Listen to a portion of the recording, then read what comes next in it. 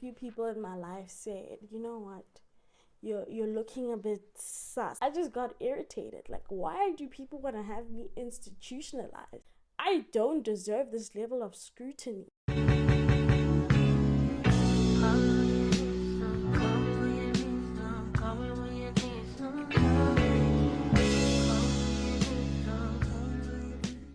Hey everyone, welcome to my YouTube channel. My name is Shika. I am 25 years old and I'm an occupational therapist. So most of my work is in mental health. Yeah, so you can kind of say I'm a mental health occupational therapist. However, this video or this platform or this channel isn't necessarily about what I do professionally. Even though I'm a professional in the mental health space, I'm also a mental health care user. What that means is basically I'm a patient of psychiatry and all that mental health has to offer. So today I'm going to be talking about my first time in a hospital ever. And it wasn't even a regular medical or surgical hospital. I went to a psychiatric hospital in Centurion. It's called Vista Clinic. And I was admitted there, when was it? End of December to end of January this year. So it's been about 8 months since I was discharged. And I'd like to talk about that experience so that we can raise awareness about mental health issues, about the type of person who would need a psychiatric admission, about what's entailed and all of that. People were very worried when they found out I was in hospital, and it's very understandable, and I will be talking about why. But it's really not what people think. It is lovely. It is serene. You know, there aren't people crawling down the walls. There aren't people screaming. It's really a wonderful, very restful experience. Okay, so let's talk about a few days before my psychiatric admission and the weeks leading up to my psychiatric admission. So I was feeling very overwhelmed. I lost my mom 2.5 years ago. I think it's 3 years. No, 2.5 years ago in 2021. And I was dealing with a lot of grief.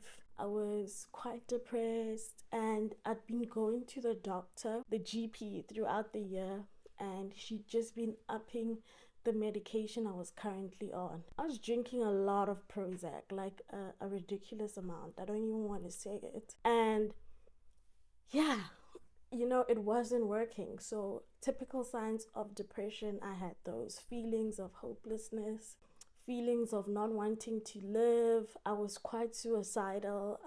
And suicidal, you know, can be a very triggering word. And there are ways to measure how suicidal someone is, because most people have the thought, and then once you've been living with the thought for a while, you'll have a plan on how you're going to do it. And once you've been planning for a while, you'll start to attempt it. So I was still at the thought part, and it wasn't really like a suicidal thought. It was like, if I'm in traffic and, you know, a lorry hits me, I don't know if that would be the worst thing right now. Or a common one is, wow, like I'm about to sleep now, so I really hope I don't wake up in the morning.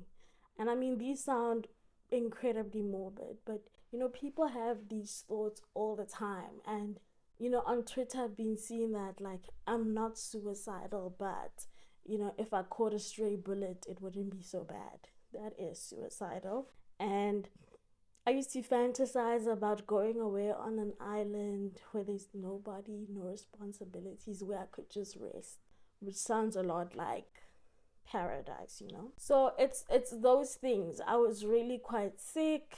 I went to the doctor to get a sick note because I hadn't been at work. And then when I got there, I told the doctor everything. Lucky for me, this doctor was a locum, and she looked at my history and she's like, I need to refer you to a psychiatrist. In fact, protocol suggests that I call an ambulance right now and you take him to hospital right now. And I was like, you know what? No one's admitting me.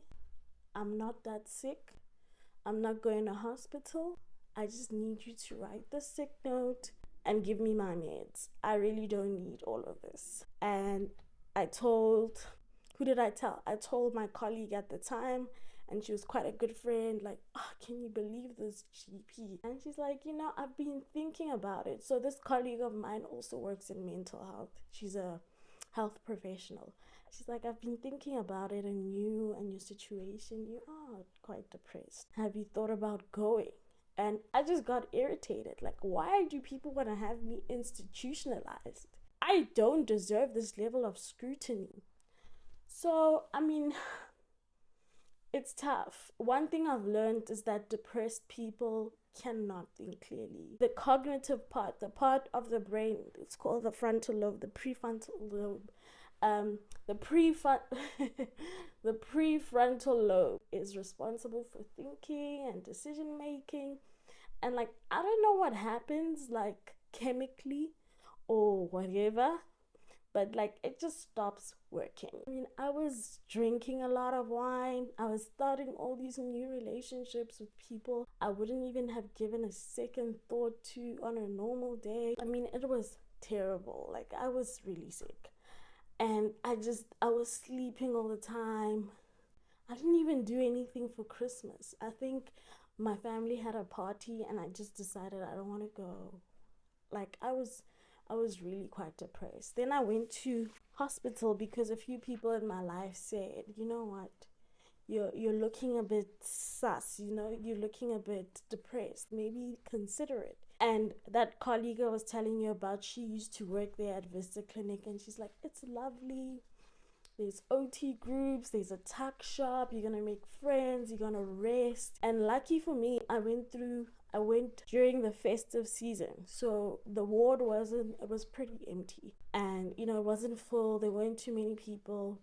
And yeah, so I got admitted on a Monday afternoon.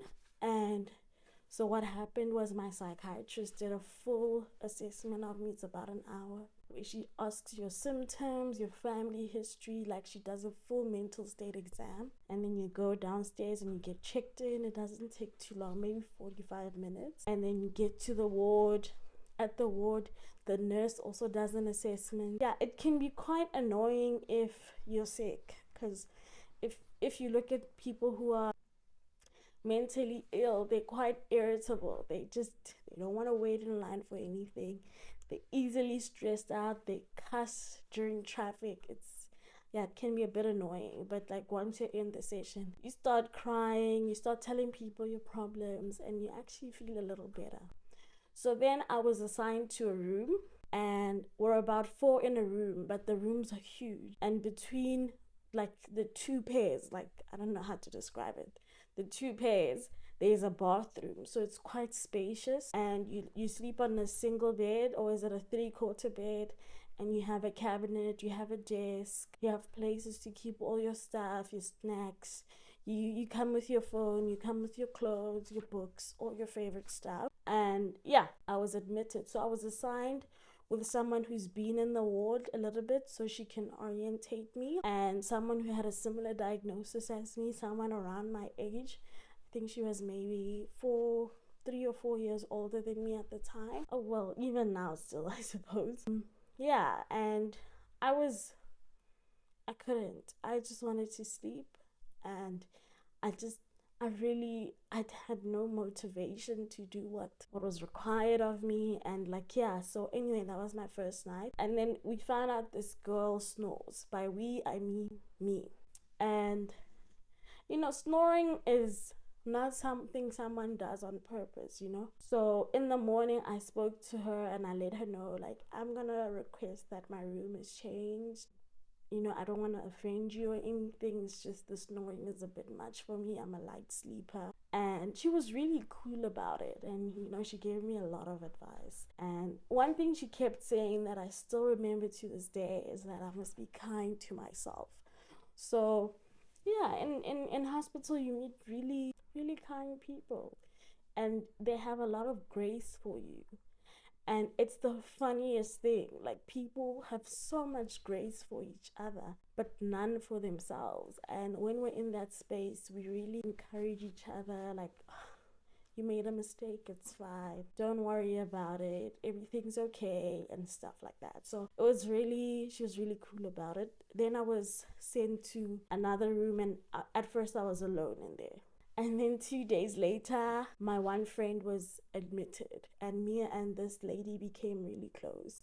And like, she's really funny, and we share the same religion. She's a Christian, she's a born again. We really had, like, she made my admission so great, and she had so many laughs, and wow, like, that happened. And of course I could sleep soundly now. But the funny thing is, she would then tell me that you were talking in your sleep last night, you know? And I was like, this is so ironic, because I left a room because I was being disturbed by someone else. And here I am disturbing someone else. And she's like, no, but it's fine. She was on some benzodiazepines. So diazepam, sorry. So if you know those meds, they anti-anxiety meds, and they can drug you. So she slept a lot for the first few days. Yeah. So what did we get up to in the wards? Okay, this is what our typical daily program. You wake up in the morning around 7. I would go eat breakfast. So you brush your teeth, go eat breakfast, get your meds for the day. And sometimes you'll have a class at 9, and then I think at 10, from 10 to 11, it's OT, but it's not a psychosocial group. It's just like activities, stress management, whatever. And then then it's lunchtime. Then there's another class in the afternoons. Dinner is served at 5:30, I think. So you have time in the afternoon to nap a little bit, to play board games with your ward mates, to attend class. So for me, the most healing part of being in hospital, and this is the reason why people need psychiatric admissions, is you get to see your psychiatrist and your psychologist every day. And I mean, even if you skip a day. So I was there for 19 days, and I saw my psychologist and my psychiatrist most of those days. So in a normal world setting where you're an outpatient, it would be 19 follow-up sessions, and they're happening maybe once a month. So it would take you 19 months to reach the level of progress you would have reached if you had just been admitted, you know? And I think the biggest thing about admission that helps is you have to be on board. I find that people who are forced into admission, they display a lot of denial, they display a lot of behaviors that say, I shouldn't be here. And I mean, if you tell yourself, I shouldn't be here, it doesn't matter what happens. You're going to be irritated. It's going to be a horrible experience. So, let me talk a little bit about meals. The food wasn't great. It was, 6 out of 10. It's like boarding school food or hotel food. Like, you get tired of it after a while. You have a few good meals here and there. And, I actually understand the catering company, because as much as it's a psychiatric hospital, there are people on low sodium diets, there are diabetic diets. You need to have a vegetarian option. You need to have 2 meat options.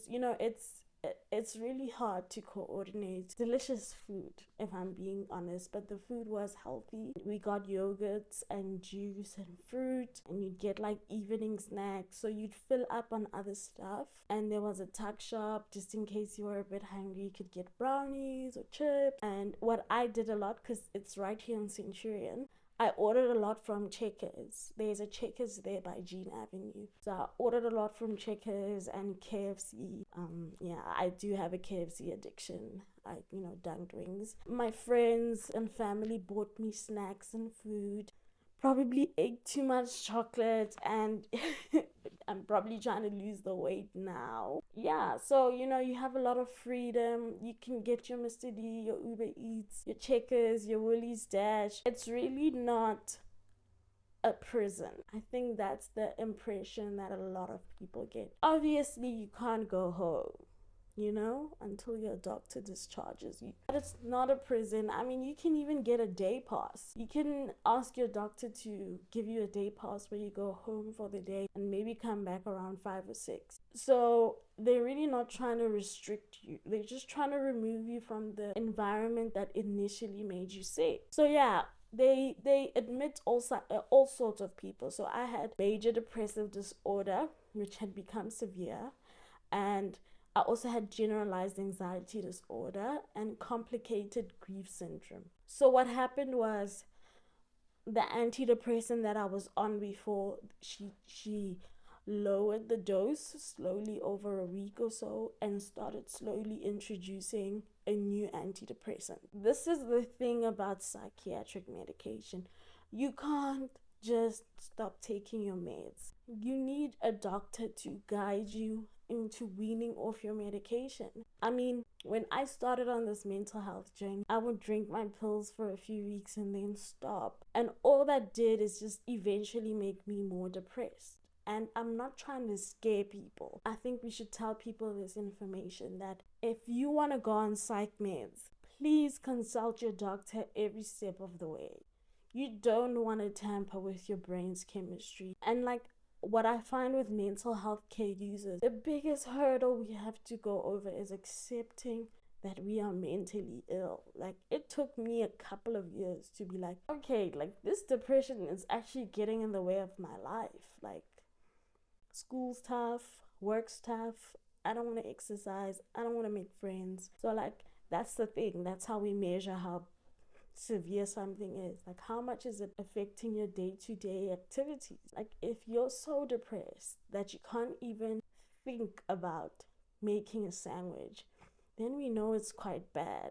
So I really think we should leave the psychiatric medication to the psychiatrists and the doctors. And we shouldn't assume like it's like antibiotics. With antibiotics, maybe you need to take 2 a day for 7 days and you take 12 doses instead of 14. Chances are you'll be kind of okay. But with psychiatric medication, they are altering the chemistry of your brain for your own good. So don't just stop. And there's a lot of support you need for you to become mentally well again. Yeah, let me rate my experience of the whole thing. I give it a 9 out of 10. The nurses were really, really friendly, really helpful. They even have care assistants. These are the guys who fetch your packages. Yeah, it created a lot of structure when I needed it. Everything needed to be done timeously, which is incredible for people who are mentally ill. It's not the best word. People who have mental health concerns, that's what we used to say when we were in varsity. Yeah, like, it helped me so much. I met amazing people. One of my highlights was in the final week of my admission, I started going to an OT group called Puzzle of My Life. So basically, it's a group that your psychiatrist will prescribe.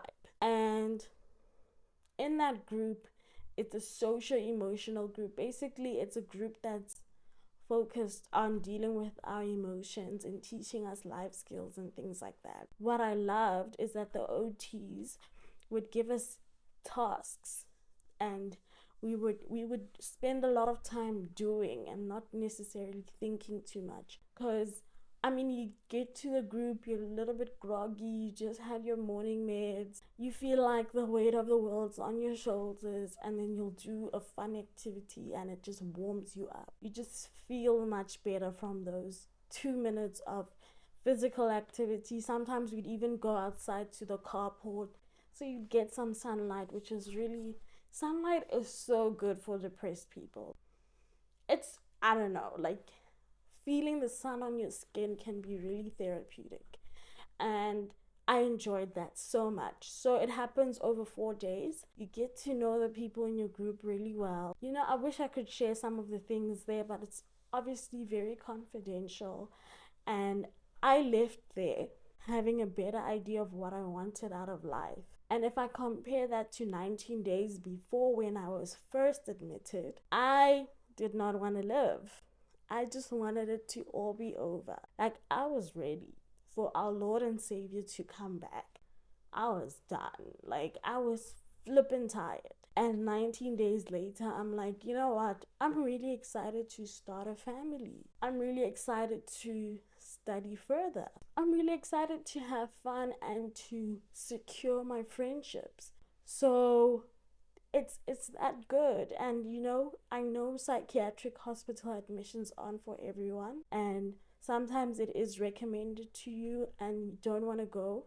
Completely understand, but this is what's important in life. You need to have community of people who love you, who can tell you the truth even though you don't want to hear it. And yeah, I think for me that was really special. And I really feel my psychiatric admission changed my life. I had been struggling with depression on and off for about 5 years, and I just never got that really immersive proper treatment. And even when I left hospital, I had a follow-up booked, they gave me meds, and like I'd even get an email from Vista Clinic saying, hey, how did your admission go? And are you taking your meds? Did you get a follow-up date? How else can we help you? So I mean, they're very dedicated to helping people with mental health problems. Yeah, I would totally recommend someone to get admitted if they need it. Like, I'm not even gonna lie. Like, it really changed my life. It was a wonderful experience. And if you guys have any questions, literally any questions about psychiatric admissions, please comment, or you can DM me or inbox me wherever on my socials, and I'll leave all that information in the description box. Sorry, I'm very new to YouTube. Yeah, like, I'm a mental health professional, but I'm not a psychiatrist, so I can't really offer medical treatment, but I can talk about my experience of a psychiatric admission. You know what's funny about mental health while I'm thinking about this? People often have someone in mind. As you're listening to this video, maybe you're thinking about your little sister or your little brother, and that's okay. But a mental health works best when the client themselves are very motivated to go on with therapy. So yeah, let's keep raising awareness. And I speak about my admission to avoid stigma, to break the shame. This, like, if I break my leg and I go to hospital to get a surgery for that, there's nothing wrong. No one's gonna think I'm a failure or weak or whatever. But if I say, hey guys, I occasionally think about ending it all, people are like, and like, I think that's the thing about our society. We don't know how to deal with mental health and have difficult conversations. A lot of people will get depressed or anxious, even if it's just for a short period of time. And we should be able to talk about these things. And I think it's also important to understand that even though you go for a psychiatric admission, you will come across people who are there for more psychotic based disorders. What does that mean? People with a temporary psychosis, people who are a little bit paranoid, people who are either very depressed because they're having a depressive episode, or very manic, or something in the middle. And I want to emphasize that most of the time, these people are not dangerous. They're just a little bit annoying. I have a funny story I would like to tell you, but I don't know if I should. They're just a little bit annoying. They talk a little bit too loudly. They just, they're a little bit too energetic. They want to make friends with everyone, a bit attention seeking, but they're not dangerous. And you choose who you want to interact with. Honestly, it's not like you'll be there having a breakfast and someone comes and points a knife at you. It's really not that kind of a setup at all. You're safe, you're monitored. There are at least 2 nurses in the ward at all times. That's without the care assistants. You have ward mates who are looking out for you. More than that, you're an adult, so if something happens, you can speak up. And you sleep with women. If you're a woman, you sleep with women. If you're a man, you sleep with men. Yeah, it's pretty safe. Nothing of mine was stolen. I really had no bad experience. It was just small annoyances that happen on a day-to-day. Like, maybe we'll be at breakfast and, someone will talk really loudly and hog the conversation. But, like, you can just move or tell people you're going to eat.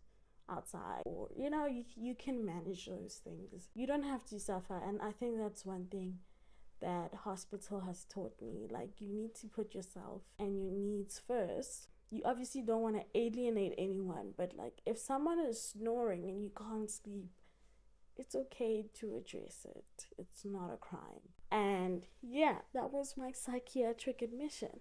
Thank you very much for listening. And if you guys have any questions, let me know. And yeah, feel free to reach out and all those things. Lots of love. Until next week, Sunday. Yes, I will be dropping a video every Sunday. So please tell your friends about it.